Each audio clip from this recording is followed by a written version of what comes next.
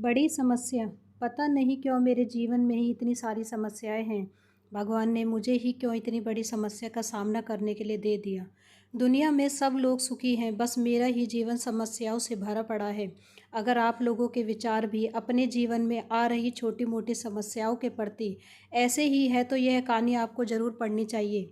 बहुत समय पहले की बात है, एक महाज्ञानी पंडित ने हिमालय की पहाड़ियों में कहीं जाकर रहने का मन बनाया और एक दिन बिना किसी को बताए वहाँ से चले गए। लेकिन एक व्यक्ति ने उन्हें किस दिशा में जा रहे हैं ये देख लिया और कुछ देर तक उनका पीछा भी किया।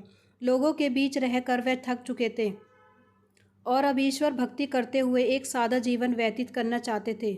लेकिन वो गांव के लोगों में कुछ ज़्यादा ही प्रसिद्धि थे, क्योंकि अक्सर लोग उनकी सलाह लेकर अपनी छोटी मोटी समस्याओं का निराकरण किया करते थे।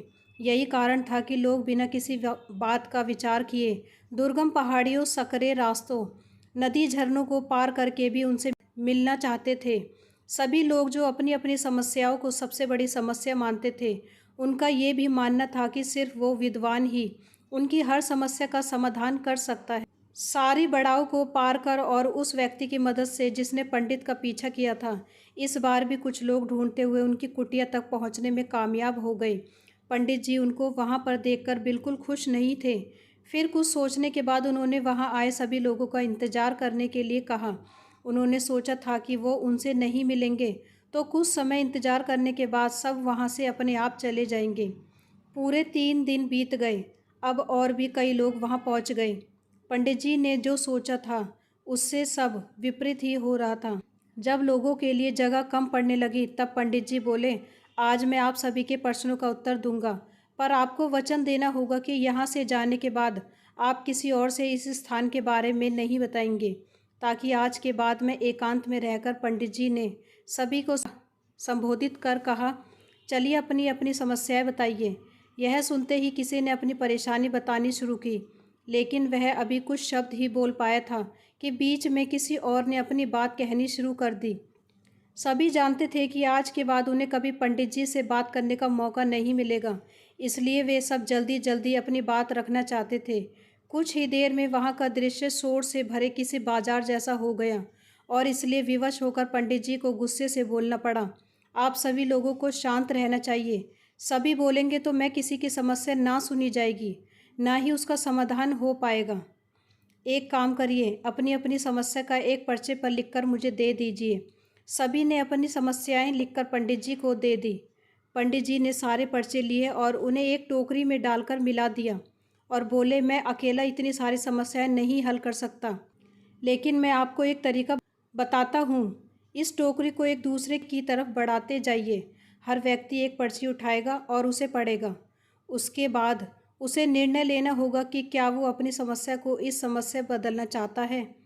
हर व्यक्ति ने एक एक पर्चा उठाया और उसे पढ़ा। उनमें से हर एक उस चिट्ठी को पढ़कर सहम सा जाता। एक एक करके सभी ने पर्चियाँ देख ली, पर कोई भी अपनी समस्या के बदले किसी और की समस्या लेने को तैयार नहीं हुआ। सबका यही सोचना था कि उनकी अपनी समस्या चाहे कितनी भी बड़ी क्यों न हो, बाकी लोगों की समस्या जितनी गंभीर नहीं है। 2 घंटे बाद सभी अपनी अपनी पर्ची हाथ में लिए लौटने लगे। वे खुश थे कि उनकी समस्या उतनी बड़ी भी नहीं है जितना कि वे सोचते थे। दोस्तों, ऐसा कौन होगा जिसके जीवन में एक भी समस्या ना हो? हम सभी के जीवन में समस्याएं हैं। कोई अपने खराब स्वास्थ्य से परेशान है तो कोई गरीबी से। हमें इस बात को स्वीकार करना चाहिए कि जीवन है तो छोटी बड़ी समस्याएं आती ही रहेंगी। ऐसे में दुखी होकर उसी के बारे में सोचने से अच्छा है कि हम अपना ध्यान उसके निवारण में लगाएं, और अगर उसका कोई समाधान ही ना हो तो अन्य प्रोडक्टिव चीज़ों और फोकस करें। हमें लगता है कि सबसे बड़ी समस्या हमारी ही है, लेकिन ऐसा बिल्कुल नहीं है, क्योंकि दुनिया में लोगों को ऐसी ऐसी तकलीफ़ें हैं, समस्याएं हैं, जिनके सामने हमारी सभी समस्याएं ना के बराबर लगती हैं। दोस्तों, मेरे हिसाब से तो समस्याएं, बाधाएं जीवन में बहुत महत्वपूर्ण भाग निभाती हैं, क्योंकि जब समस्याएं आती हैं तब हम उनके सामने डटकर खड़े होते हैं और उनसे समाधान पाने के लिए हम वह सब चीज़ें सीखते हैं जो हमें नहीं पता होती। आपकी समस्याओं के बारे में क्या विचार है, हमें ज़रूर बताइए। धन्यवाद।